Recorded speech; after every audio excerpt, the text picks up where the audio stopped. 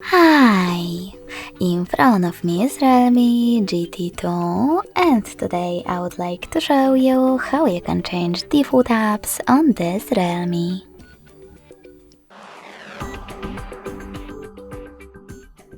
You need to start by opening Play Store and installing your new defaults. In my case, Opera Mini Browser. When your apps are ready, go into Devices Settings.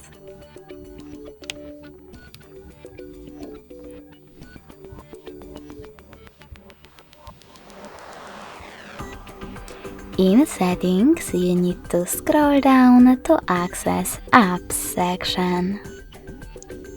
Then tap on Default Apps over here and tap on one of those options. I want to change my browser app, so I have to click on it. Tap on Opera Mini in order to set it up. And lastly, go back. So when I do that, as you can see, my default app has changed. Thanks so much for watching. If you enjoyed this video, smash that like button, comment and subscribe. Bye!